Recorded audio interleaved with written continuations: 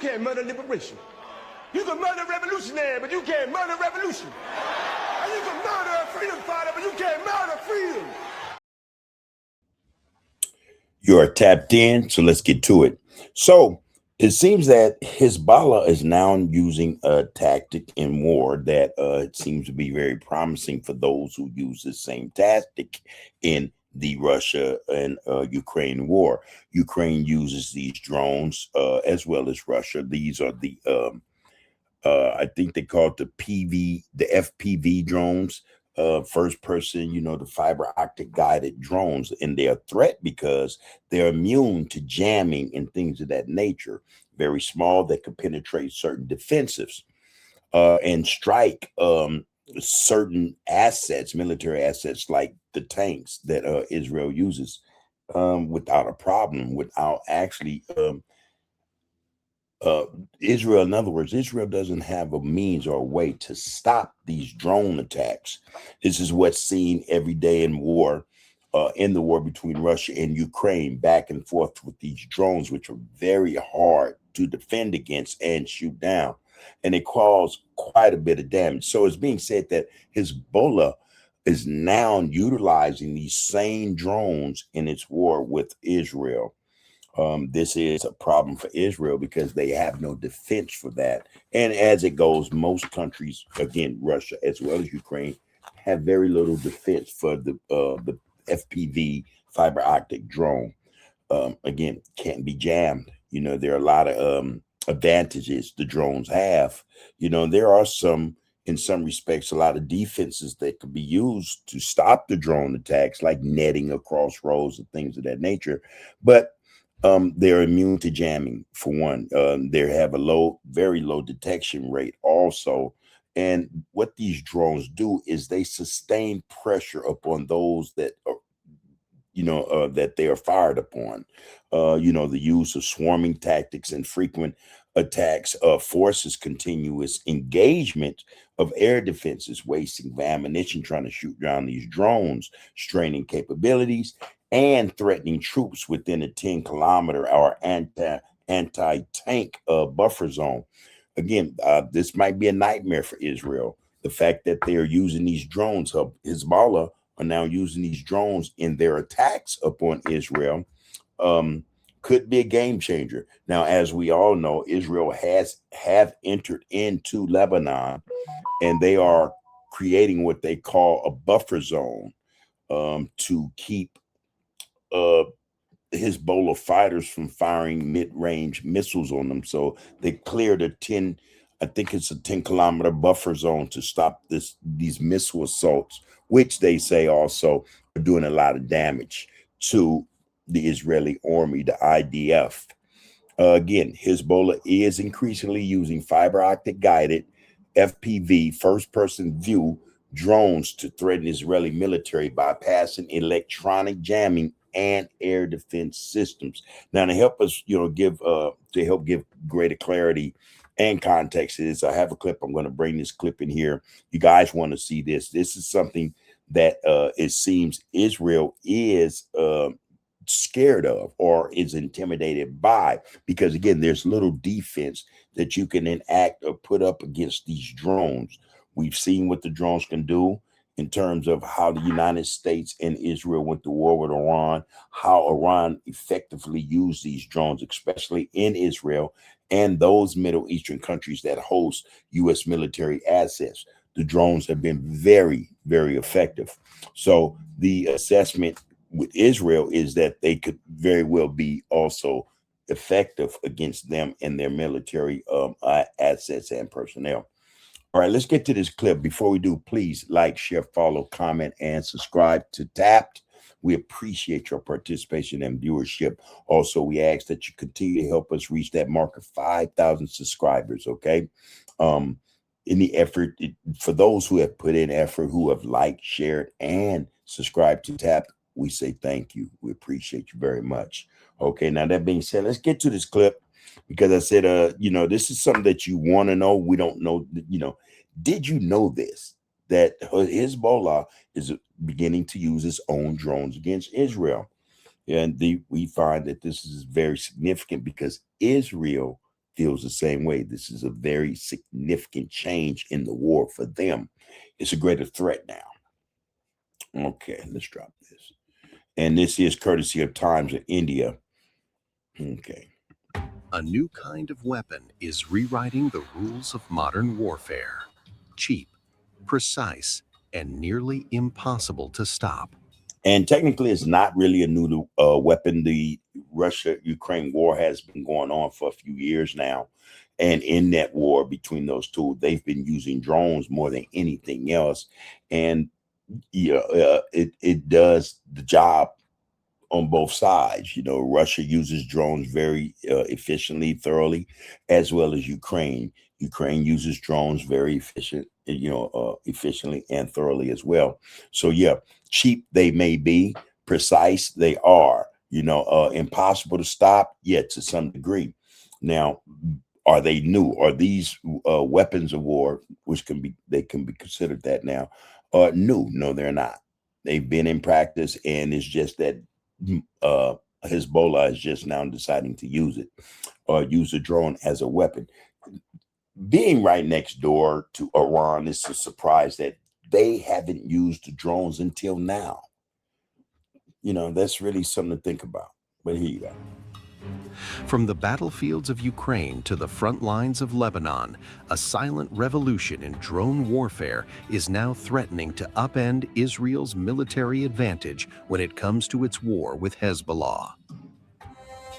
For years, drones were seen as supporting tools in Middle East conflicts. But in the latest fighting between Israel and Hezbollah, that has changed dramatically. A new generation of explosive drones has emerged, guided not by radio signals, but by fiber optic cables, according to a report by Haaretz. Unlike traditional drones, these systems are immune to electronic jamming. That means Israel's advanced electronic warfare defenses, once highly effective, may no. So the Iron Dome, Patriot missiles, the THAAD system, the military assets like that, equipment like that, are ineffective against these drones. Again, because they don't submit to electronic jamming and things of that nature. So they're hard to shoot down. They're hard to detect. And so for that reason, the Iron Dome that Israel says is impenetrable, as well as the THAAD system and the Patriot missiles, are ineffective against these drones. And that is an advantage for Hezbollah. So again, that's what worries Israel. Longer be enough, and the implications are serious.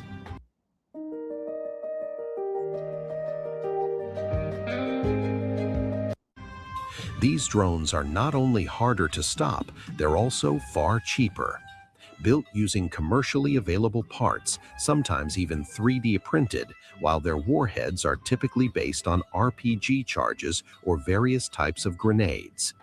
They cost a fraction of traditional anti-tank missiles, yet deliver deadly precision. On the battlefield, that changes everything. Israel's military recently established a 10-kilometer security zone in southern Lebanon, designed to push threats like anti-tank missiles further away.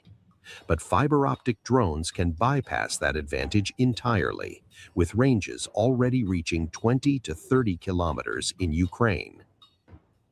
Hezbollah is now believed to be rapidly expanding its drone capabilities. And that's the problem for Israel, that the drones can go to from 20 to 30 kilometers. So Israel creating or clearing land, 10 kilometers of land, to prevent mid-range missiles from striking military hardware assets in the region is really now all for naught, because now they have the drone to replace that piece of military hardware to use against Israel with, the missiles. Okay, we'll use them for other things, but we have this drone. You can't stop it. And that's the threat or the problem for Israel. Drawing lessons directly from the war in Ukraine, where drone warfare has evolved at a breakneck pace. From FPV racing drones to explosive UAVs, these systems are becoming a central weapon on the modern battlefield. and they're already making an impact. Reports indicate that dozens of Israeli soldiers have been wounded in drone attacks in recent months, with injuries often more severe, targeting the upper body, including the face, chest, and arms. Even more concerning for military planners, these drones are extremely difficult to detect and intercept. Their small size, high speed, and maneuverability make them elusive targets, while fiber optic guidance means they can't be disrupted electronically. To counter the threat, new solutions are being tested. From interceptor drones to specialized ammunition, even physical barriers like nets stretched across roads, a tactic already seen in And what we've seen in terms of Ukraine and Russia, what they do, um, what seems to be more effective against these drones are other drones, attack drones. These drones are used to attack or blow up the drones that are used to blow up, military hardware or personnel. So we see this often in Russia or in the Russian-Ukraine war, drones against drones, fire for fire, and they seem to be effective. That is the warfare in the area now. So that would probably be Israel's answer to this problem of drones being used or uh, stopping drones from being used on Israeli military hardware and personnel, employing drones of their own to combat the drones that are coming in, striking them. So we'll probably see that take place before anything else. The netting, that's something different. The netting only works if the drones are, headed, being guided to hit a vehicle in the road or on the road. The netting doesn't make sense. You can't put netting on the road, however the trucks get through. So the netting is not, I don't think, an option, but the drone versus drone warfare is going to be what we see come into place, especially with Israel and combating Hezbollah's uses of drones now. Let's see. in Ukraine. But experts warn there is no single solution. Right. And for Israel, the challenge is clear. A cheaper, smarter, and more resilient weapon is now in the hands of its adversaries.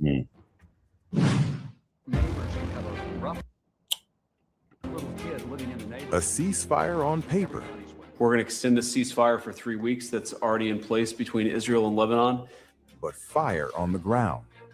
Tensions are rising once again along the Israel-Lebanon border, with fresh strikes and intercepted attacks pushing the region closer to escalation. The Israeli military says 3 Hezbollah fighters were killed after attempting to launch a surface-to-air missile at an Israeli Air Force aircraft. The attack, according to the IDF, was unsuccessful, but triggered an immediate response. In 2 separate incidents, operatives from the Iran-aligned Lebanese armed group also reportedly launched rockets and an explosive drone targeting Israeli troops operating south of the forward defense line in southern Lebanon. Air raid sirens rang out in the northern Israeli town of Shtula as rockets were fired from across the border, but Israeli air defenses reportedly intercepted the incoming projectiles mid-air. In retaliation, Israeli forces say they struck the launcher used in the attack and destroyed another launcher that was reportedly prepared for immediate use. They also claim to have struck buildings used by the group in southern Lebanese towns of Hirbet Selm and Tulin. The Israeli military has described these actions as blatant violations of the ceasefire understandings currently in place along the border. These reported attacks and counterattacks came as U.S. President Donald Trump said Israel and Lebanon have agreed to extend an initial 10-day ceasefire between Israel and Hezbollah by 3 weeks after talks at the White House on Thursday, before its expiry on Monday. Trump said the meeting between the ambassadors of Israel and Lebanon to the United States, the second high-level talks between the two countries since last week, went quote, unquote, very well. Okay, and that's Trump's take of the negotiations that have not taken place that were supposed to take place days ago. And come to find out, they are off again. There will be no negotiations in Pakistan between the United States and Iran. Iran's delegates or their negotiators decided not to go. Instead, they went to Russia to see Vladimir Putin. In return, or in retaliation, Donald Trump said, okay, well, I'm not going to send Witkoff and Jared Kushner. So right now there are no negotiations. Negotiations are up in the air right now. It remains to be seen how this thing is going to play out, because you have these two ceasefires, one with Hezbollah and Israel. However, the war, it continues. The fighting continues. The drones and the missiles, the Israeli airstrikes, they continue to take place. You have the ceasefire with the United States and Iran. For right now, that seems to be holding up. But again, most people are wondering what is going on, what's really happening. Why do they have these ceasefires in place? However, no one is negotiating to end the war. So it's been assessed, or it's been assumed, that most are saying they're both restocking. The United States is restocking, and Iran is restocking all its military hardware as well. So again, we say here at TAP that it's just a matter of days before war resumes, and it will start more than likely or be initiated again by the United States. So that's just a matter of days. We say anywhere between 24, 48 hours, maybe 72 hours, we'll see attacks begin again on Iran, and Iran attacking Middle Eastern countries that host military assets or assist not just the United States, but Israel in attacks upon Iran. Yet this thing is going to spread. Like we said, it's not going to end anytime soon, because we don't think that Israel wants these wars to end. For the war to end with the United States and Iran, that means then Israel has not accomplished anything. What Israel hopes to accomplish is to have Iran not just decimated and obliterated, but wiped off the face of the earth, so that they can continue to do what they want to do, and that is implement the greater Israel plan. Now, again, it remains to be seen. We say in 72 hours that the war will resume. Hopefully not. But if it does, you heard it here first. So until next time, please take care of yourselves and each other. We're tapping out. You can murder a liberator, but you can't murder liberation. You can murder a revolutionary, but you can't murder revolution. And you can murder a freedom fighter, but you can't murder freedom.